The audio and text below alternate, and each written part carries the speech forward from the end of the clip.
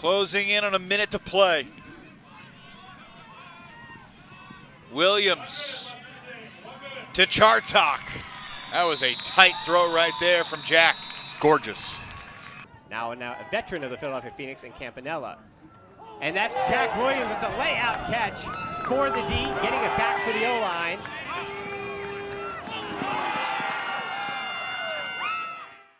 When the Empire needed him to be in the right spots, and you could see that O-line just shut down a bit in Columbia when he had the ankle injury. Osgar collects again from Williams, a second time. Philly, but here letting it run, and you have Jack Williams on the field once again going upwind. Charlie Hoppus isn't even tailing the sideline referee. He's like 25 yards from him across the way. Under 90 seconds to play in this first half. Empire looking for the equalizer into the wind. Letting Jack Williams just run the show is not a bad idea. Going upwind, not a defensive unit on the field for Boston, so they can't match up. And there's plenty of time for this unit to be patient for New York. Stall count rising. Williams connects with Cats to tie the game at 10. New York finding their way into the red zone. Babbitt, number 87, looking to reset. Dishing it just up the line.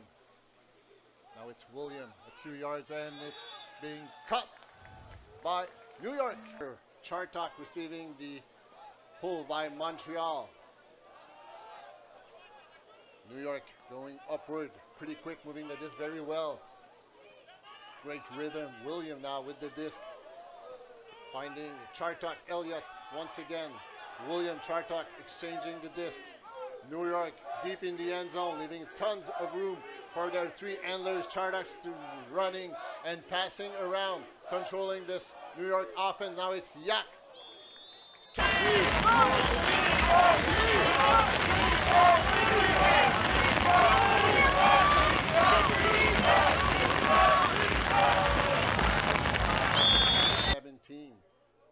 William finding Babbitt.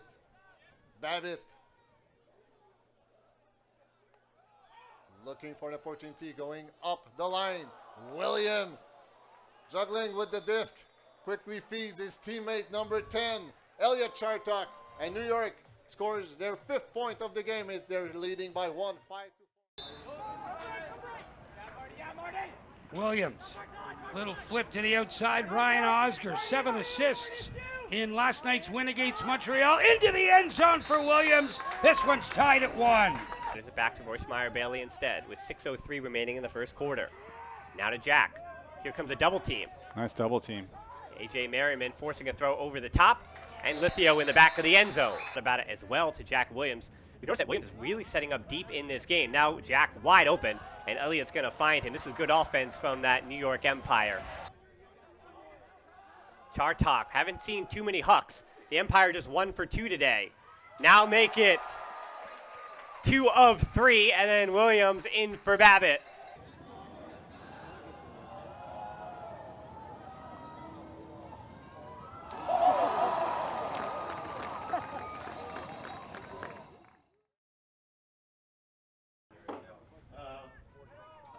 See what they do here now. Okay, give and go. This is what we know from New York.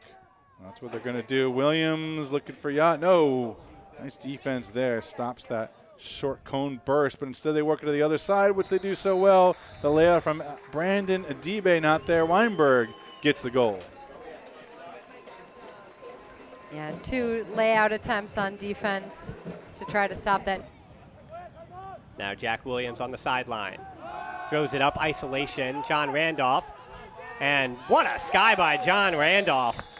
It looks like his defender had the inside positioning, but doesn't matter. The Callahan winner goes up for it, 4-1 Empire. Yeah, heck of a play there, John Randolph. Way a great plan A and a great execution on this first point. Now can they score it? This is where they need to convert. Nope. Jack Williams with a well-timed poach, intercepting the pass from Bloodgood, and Jack Williams has the bookends. Playoff Jack has arrived. You can see Cranston hands on hips after that point. scary team if they haven't hucked it yet. This is partially the DC game plan and partially them being stingy, knowing they have to hold out here against a great team. Williams for Weinberg. He'll take it in for the Empire score. DC's down by 3. They will receive to start the 4th. Rowan on the field and Jack get involved early. Osgar's going deep. Tom chasing. Osgar elevates for the score.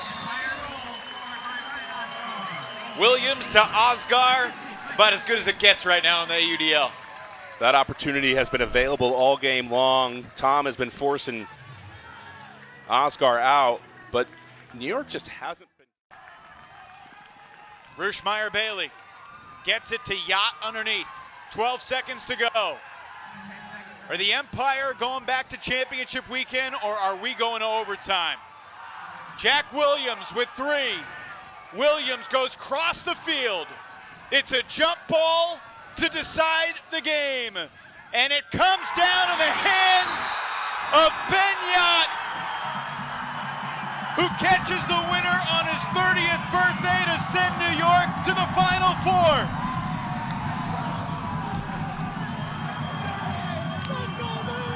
You almost can't believe the story because it felt so possible and inevitable, but New York 19, DC 18.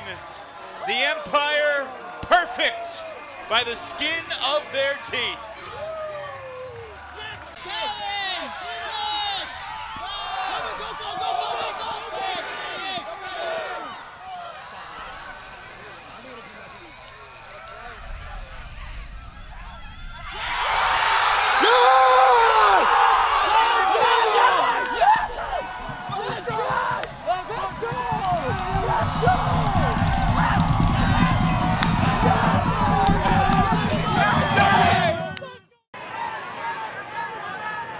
Keep in mind, the Empire have not played that much Ultimate over the last few weeks. They had a long break before last weekend's playoff game against DC.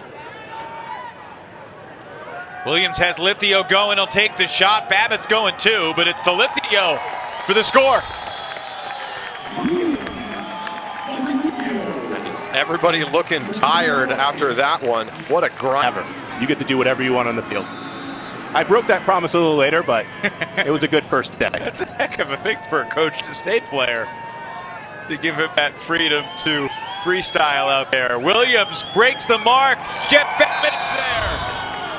That is just a nasty break throw from Jack Williams. I mean, yes, Jeff Babbitt attacks open space, but that throw is so difficult to execute and put.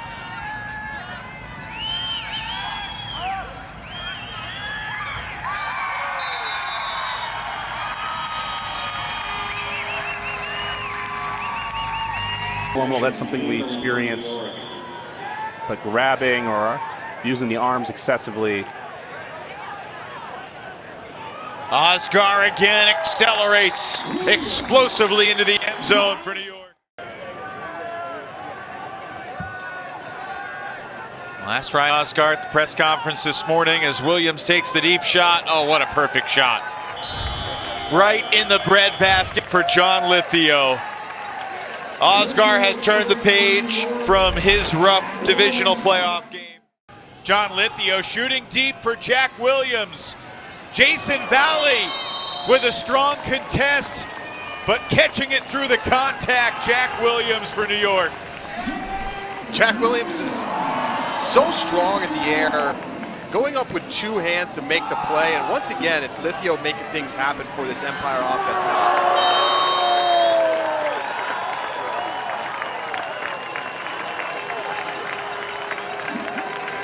7 seconds for New York.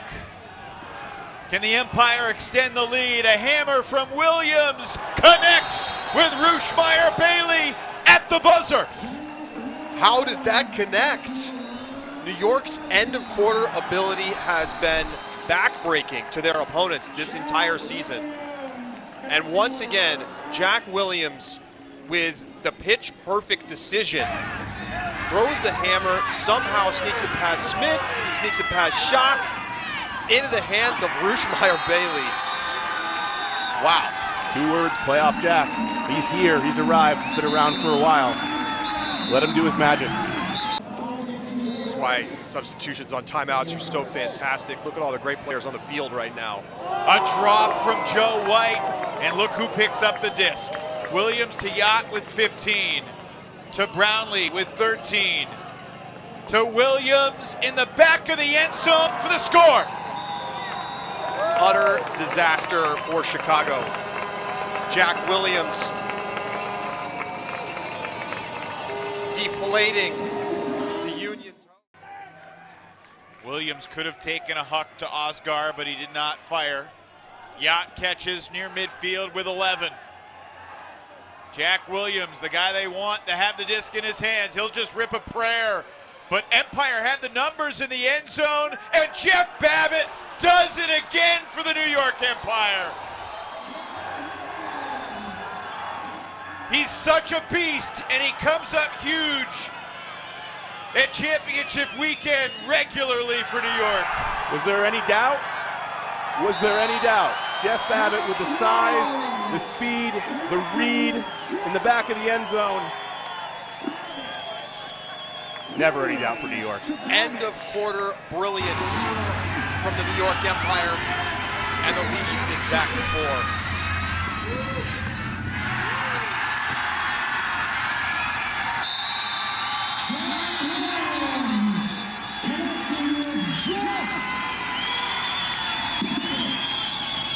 Let's go down to Megan Tormey with the MVP of this AUDL Championship game, Jack Williams. Megan? Thanks so much, Evan. Jack, you just won the championship game. How are you feeling? Oh, I'm pumped. I'm so proud of this team. I'm so proud of all the guys. Yeah, I'm just elated, and I'm so happy for everyone on this team that worked so hard to be here, so hard for this moment, and it proved. Wire to wire season feels incredible. There was no question about the team's talent going into this season. It was just a matter of building the program appropriately and everyone being on the same page in the same moment. And you did that both yesterday and today. Talk a little bit about the team emotion going into today's game. Yeah, I think, we had a lot to prove. We lost last year, and that left a bitter taste in our mouth for sure. And yeah, I know, obviously we have a lot of talent on this team, and it would be easy just to rely on that talent, but that's why I'm so proud of these guys, because everyone on this team has worked so incredibly hard for this moment, and it proved. We dominated the playoffs, and I'm so proud of them for working so hard, and yeah, I'm just stoked. What was it like being on the sideline, watching the continuous defensive pressure from your teammates, both the individual performances and just as a unit, and how did that make your job on the offense feel? I love watching our defense play. That's the biggest motivation to go down and score, just so we get to watch the show again. Our defensive line is the best of all time, in my opinion. They just relentless pressure. We went up against some incredible offenses, Chicago and Raleigh this weekend, and we proved that, or they proved that they are the best defensive line of all time, in my opinion. So, yeah. Well, we were all enjoying watching you just run absolutely everywhere on the field. Tell me a little bit about your mindset as you step into these big games and know that you potentially have to shoulder a large responsibility despite your depth and just being able to perform when the team needs you. Yeah, I try to get open when I can. I just wait for eye contact. Everyone else.